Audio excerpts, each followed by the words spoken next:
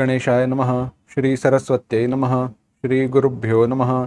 श्रुतिस्मृतिपुराणानामालयं करुणालयं नमामि भगवत्पाद शंकरं लोकशंकरं।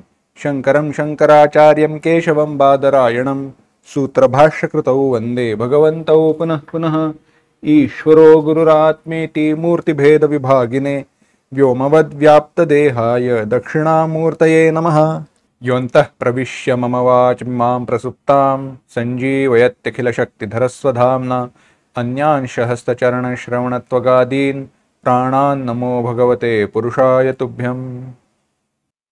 घुष्यते यस्य नगरे रङ्गयात्रा दिने दिने तमहं शिरसा वन्दे राजानं कुलशेखरम्। कवीने भगवंताची प्रार्थना केली आणि भगवंताची प्रार्थना करत असताना भगवंताचं व्यापकत्व, विभुत्व, भगवंताचा प्रभाव सांगितला। म्हणाले की तुझ्या दर्शनाने किंवा तुझ्या दृष्टीने जगाची अवस्था काय आहे, तुझ्या तुलनेने हे जग तिळमात्र अणुमात्र देखील नाही, एवढा तू व्यापक आहेस, एवढा तू समर्थ आहेस। मग यासाठी दृष्टांत काय काय दिले, तर दृष्टांत देत असताना सांगितलं की जसं पृथ्वीसाठी एखादा वाळूचा कण, किंवा दृष्टांतामध्ये सांगत असताना पृथ्वी वाळूच्या कणासारखी लहान होते, पृथ्वी एखाद्या छोट्याशा धूळी कणासारखी लहान होते, आकाश हे अत्यंत सूक्ष्म छोटस होऊन जातं, वाहणारा वायू हा एखाद्या निश्वासासारखा सहज आणि सूक्ष्म होतो, जलराशी हे मोठे समुद्र, हे सागर, हे सगळं पाणी एकत्र केलं तर ते एखाद्या थेंबासारखं होऊन जातं। ब्रह्मा आदिक जे देव आहेत, ब्रह्मा असेल, रुद्र असेल, ते सर्व नगण्य होऊन जातात, त्यांना स्वतःची सत्ता राहत नाही, त्यांची स्वतःची सत्ता असत नाही। इतर देवतांचा तर काय विचारा, ते तर क्षुल्लक किड्या मुंग्यांच्याही तुलनेचे होतात। पण हे कोणत्या सत्तेवरनं हा विचार लक्षात घेतला पाहिजे, पारमार्थिक सत्तेवरनं, परब्रह्मा तुझ्या दृष्टीने, भगवंता तुझ्या दृष्टीने, अन्यथा नाही। असा विचार सांगितल्यानंतर आता भगवंता तुझी कृपा आमच्यावरती असावी आणि आमचं जीवन संपन्न व्हावं अशी प्रार्थना कवी आता भगवंताकडे करतोय। तो म्हणतोय, बद्धेनांजलिना नतेन शिरसा गात्रैः सरोमोद्गमैः कंठेन स्वरगद्गदेन नयने नोद्गीर्ण बाष्पाम्बुना नित्यं त्वच्चरणारविन्दयुगलध्यानामृतास्वादिनाम् अस्माकं सरसी रुहाक्ष सततं संपद्यतां जीवनम्। कवी प्रार्थना करतोय, भगवंता तुझ्या चरणकमलामृताचा नित्य आस्वाद करणाऱ्या आमचं, हात जोडून तुझ्या समोर उभे राहिलेल्या ज्यांचा कंठ अवरुद्ध झाला आहे, स्वर गदगद झाला आहे, अंगावरती रोमांच उभे राहिले आहेत आणि डोळ्यातून आनंदाश्रू उभे राहितले आहेत, आनंदाश्रू वाहत आहेत, अशा आमचं जीवन संपन्न होऊ दे तुझ्या कृपेने।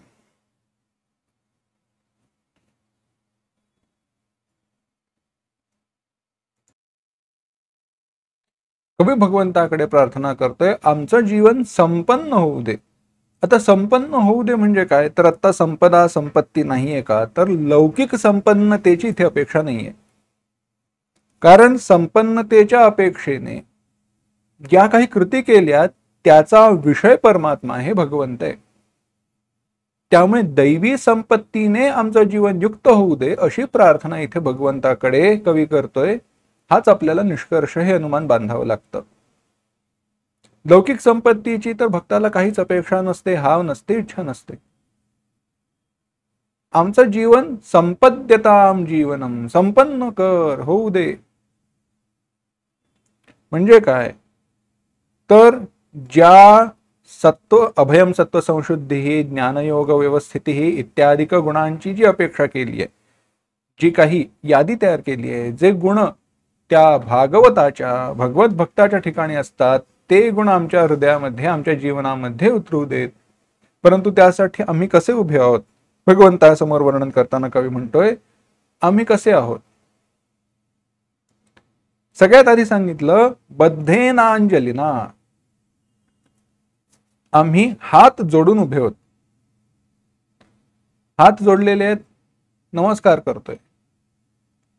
आता आम्ही आमच्या पुरुषार्थावरचा आमचा विश्वास टाकून दिलाय आणि तुला शरण आलेलो आहोत. नतेन शिरसा, आम्ही तुझ्या समोर मस्तक नमवलेलं आहे, डोकं टेकवलंय, माथा टेकवलाय. म्हणजे काय? आता आम्ही आमच्या बुद्धीचा देखील अहंकार सोडलेला आहे. आपल्या पुरुषार्थाचा अभिमान आणि बुद्धीचा अहंकार यामुळे आपण भगवत चरणांपासून लांब राहत असतो. विचार करून पहा, लक्षात घ्या, अत्यंत सोपा विचार आहे. भगवंत सर्व काही द्यायला तयार आहे, परंतु आम्ही आमच्या पुरुषार्थाने सगळं काही प्राप्त करू असा आपला विश्वास असतो. आणि भगवंताचा उपदेश आपण ऐकायला तयार नसतो, कारण आपल्याला आपल्या बुद्धीचा अहंकार असतो. फार सुंदर एक छोटीशी कथा आहे, मी संक्षेपाने सांगतो. तर झालं असं की एक वडील आपल्या मुलाला पाठशाळेमध्ये घेऊन गेले. गुरुजींकडे घेऊन गेल्यानंतर गुरुजींना सांगितलं, शिकवा माझ्या मुलाला. गुरुजी म्हणाले, ठीक आहे, हरकत नाही. गुरुजींना वडिलांनी सांगितलं, माझा मुलगा अत्यंत हुशार आहे, खूप हुशार आहे, याच्यासारखा मुलगा तुम्हाला सापडणार नाही. गुरुजी म्हणाले, ठीक आहे, हरकत नाही, राहू दे, इतर मुलं आहेत, माझीही मुलं आहेत, त्यांच्याबरोबर राहील, शिकेल. वडील म्हणाले, ठीक आहे, हरकत नाही, मग किती दिवसांनी येऊ? गुरुजीने विचारलं, म्हणजे? ते म्हणाले, माझा मुलगा एवढा हुशार आहे, तुम्हाला काहीच वेळ लागणार नाही. काय काय शिकवतं तुम्ही सांगा बरं. गुरुजींनी सांगितलं, आमच्याकडे 4 वेद शिकवले जातात, 4 वेदांच्या संहिता घेतल्या जातात. म्हणजे मग ठीक आहे, 4 वेदांच्या संहिता घेतल्या जातात ना, 4 दिवस. अजून काय शिकवलं जातं? गुरुजी मनात हसायला लागले. पुढे असं करता करता वडिलांनी सांगितलं, ठीक आहे, एवढ्या दिवसांनी येतो, सगळ्या गुणांनी माझा मुलगा संपन्न आहे, त्यामुळे काहीच हरकत नाही. गुरुजींनी आता डोक्याला हात लावला, म्हणाले, असे वडील असल्यावरती काय करावं? गुरुजी म्हणाले, या. जे काही 10-20 दिवस होते, तेवढ्या दिवसांनंतर वडील आले आश्रमामध्ये. आश्रमात आल्यानंतर गुरुजींना विचारलं, काय, कसा आहे माझा मुलगा? गुरुजींनी सांगितलं, त्याच्याकडे सगळे गुण आहेत. अगदी 100 गुणांची जर का यादी केली तर त्याच्याकडे 98 गुण आहेत, फक्त 2 गुण नाहीत, बाकी सगळं काही आहे. वडील म्हणाले, असं कसं? माझा मुलगा आहे, कोणते 2 गुण नाहीत? मी शिकवतो त्याला. काय, कोणते 2 गुण नाहीत सांगा बरं. गुरुजी म्हणाले, बाकी सगळं काही चांगलं आहे, फक्त 2 गुण नाहीत, स्वतःची बुद्धी नाही आणि मी सांगितलेलं ऐकत नाही. आपली अवस्था तीच आहे. आपल्याला स्वतःची बुद्धी नाही आणि भगवंताचा उपदेश आपण ऐकत नाही. ते होऊ नये म्हणून बद्धेनांजलीना नतेन शिरसा, हात जोडून आता मी माझ्या पुरुषार्थ टाकून दिला. भगवंता, मी तुला शरण आलो. तुझ्या स्मरणाने माझ्या अंगावरती रोमांच उभे राहत आहेत. तुझी स्तुती करावी म्हणून बोलायचा प्रयत्न केला तरी कंठवरुद्ध झालाय. स्वर गदगदेन कंठेन. जेव्हा भावना उचंबळून येतात, तो साक्षात अनुभव येतो, त्यावेळेला शब्द फुटत नाहीत, सगळे शब्द पटकन येतात बाहेर आणि इथे गर्दी करतात. त्या गदगद अवस्थेमध्ये भाव विभोर झाल्यामुळे दुःख नाहीये, परंतु त्या आनंदामध्ये डोळ्यातून अश्रू वाहत आहे.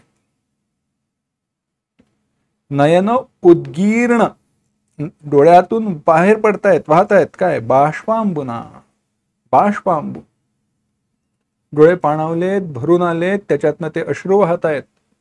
का भगवंता? ते केवळ तुझ्या स्मरणाने, तुझ्या दर्शनाने. दुःख आहे का? नाही. सुख आहे का? नाही. सुखदुःखाच्या पलीकडची ती अवस्था आहे. कोणती आहे माहित नाही, तुझ्या दर्शनाची अवस्था असेल. नित्यम त्वच्चरणारविंद युगल ध्यानामृतास्वादिनाम, अशा प्रकारे जे आम्ही तुझ्या चरणामृताचं नित्य आस्वादन करतोय, चरणकमल रूपी अमृताचं. अमृताचा परिणाम काय असतो? अमृत अत्यंत सुख देणार आहे असं म्हणतात. मी तरी काही प्यायलेलो नाही. पण अमृताकडे एक दोष आहे. काय आहे? ते काळकूटाचा सहोदर आहे.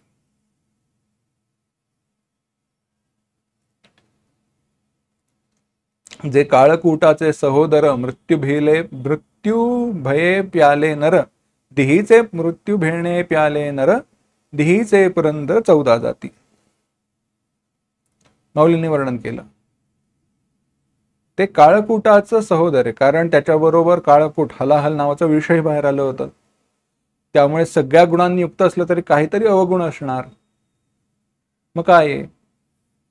दिहीचे पुरंदर 14 जाती, ते पूर्ण अमर करू शकत नाही, कारण 14 इंद्रांचा काळ बदलतो. त्या ब्रह्माच्या कार्यकाळामध्ये गणित येते. आता तो विस्तार नको. म्हणजे अमृत प्यायल्यानंतरही मृत्यूच्या भयाने जर का ते प्यायलं जात असेल आणि त्यातूनही अमरत्व त्या अर्थी काही दीर्घ काळापर्यंत असेल, परंतु सार्वकालिक आत्यंतिक जर का मिळत नसेल ते अमृतत्व, तर त्याला अमृत कोण कशाला म्हणणार? अमृत एकच. तच्चरणामृतभुज तच्चरणारविंद युगल ध्यानामृतास्वादिनाम, तुझ्या चरणकमलांचं जे ध्यान आहे तेच आमच्यासाठी अमृत आहे, तेच आम्ही नित्य करतोय. म्हणजेच ब्रह्माचं ध्यान, परब्रह्माचं आम्ही नित्य ध्यान करतोय. ते परब्रह्माचं नित्य ध्यान करणाऱ्या आमचं जीवन संपन्न होऊ देत, अशी प्रार्थना कवी भगवंताकडे करतोय. म्हणजे काय? सर्व गुणांनी युक्त असल्यामुळे आमचं जे काही ध्यान आहे ते सफल होऊ दे. ध्यानाच्या साफल्याचा परिणाम काय आहे? तर तो ब्रह्म साक्षात्कार आहे. आता हे कसं? सिद्धांताचा विचार आहे. प्रत्यक्षात सिद्धांताच्या दृष्टीने विचार केला असता श्रवणाने जरी ज्ञान होत असलं तरी देखील मनन निदिध्यासन जे सांगितलं ते अंतःकरणातील संशयांच्या निवृत्तीसाठी. भगवंता तुझं ध्यान कशासाठी? काही नाही, तवाकार अंतःकरण वृत्ती व्हावी म्हणून, तुझ्याकडे जाणारी अंतःकरण वृत्ती नित्य अखंड निर्माण व्हावी म्हणून तुझं ध्यान करतोय. त्याच्यामध्ये आता विषय वृत्ती येऊ नयेत म्हणून. आणि मग नित्य तुझं ध्यान होऊ लागल्यानंतर दुसरं काय हवं? यत्र यत्र मनो याती तत्र तत्र समाधयः, जिथे जिथे माझं म्हणून मन जाईल तिथे तिथे तुझ्या दर्शनाने मी समाधीतच असेन. जगाचं भान मला राहणार नाही, ती खरी अमृतावस्था असेल.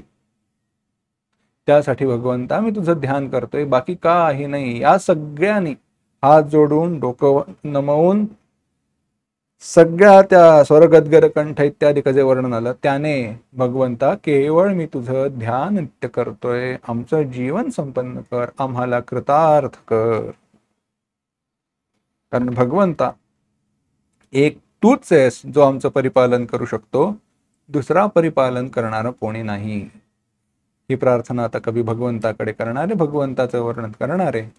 पण तो भाग आपण पुढील पाठामध्ये पाहू, पुढील भागात पाहू. ओम असतो मा सद्गमय तमसो मा ज्योतिर्गमय मृत्योर्मा अमृतंगमय. ओम शांति शांति शांति. हरि ओम. श्री गुरुभ्यो नमः. हरि ओम.